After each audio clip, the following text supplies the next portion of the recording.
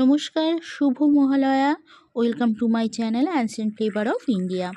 আজ আমি নতুন একটা রেসিপি নিয়ে হাজির হয়েছি।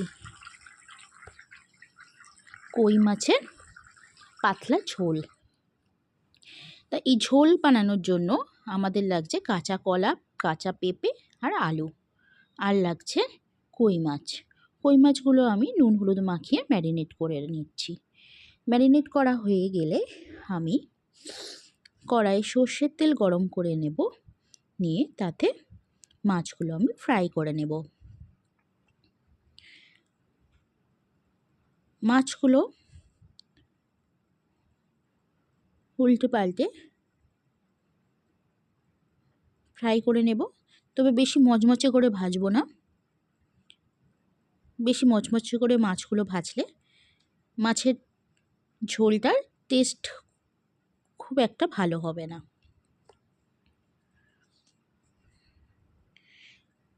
মাছগুলো ভেজে উঠিয়ে নিলাম, সেই তেলের মধ্যেই আমি 5 ফোড়ন অ্যাড করলাম।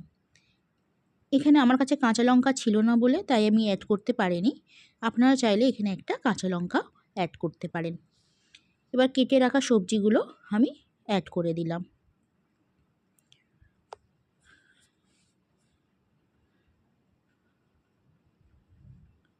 কাঁচা সবজিগুলো এবার আমি আস্তে আস্তে ভেজে নেব। গ্যাসের ফ্লেমটা আমি লোতে রাখবো।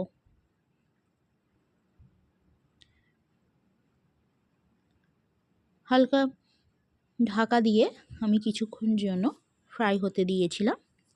এবার এর মধ্যে আমি মশলাগুলো অ্যাড করব। প্রথমে দিলাম হলুদ গুঁড়ো, তারপরে দিলাম ধনিয়া পাউডার, জিরে গুঁড়ো, সামান্য লাল লঙ্কার গুঁড়ো।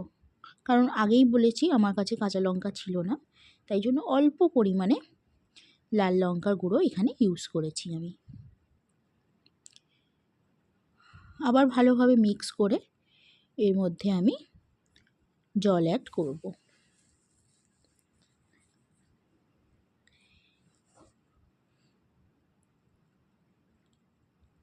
এখানে যে মাছের ঝোলটা বানাবো একটু পাতলাই হবে, তাই একটু বেশি পরিমাণে আমি জল অ্যাড করেছি।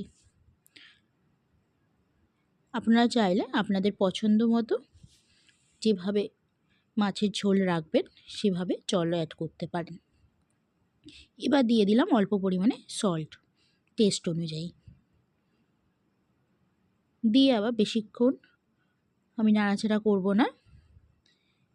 এবার আমি সবজিগুলো সিদ্ধ হতে দেব। দেখতেই পাচ্ছেন জলটা ফুটে উঠেছে। এবার আমি ঢাকা দিয়ে কিছুক্ষণের জন্য সবজিগুলো বয়েল হতে দেব।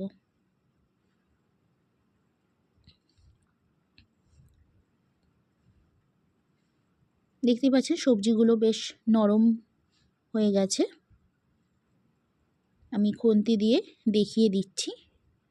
এবার আমি ভেজে রাখা কই মাছগুলো উঠিয়ে দিলাম।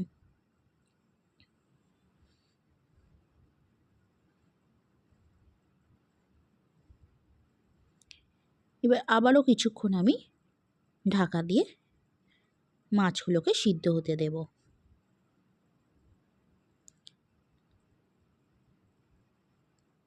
দেখতেই পাচ্ছেন আমাদের কই মাছের পাতলা ঝোল রেডি হয়ে এসছে।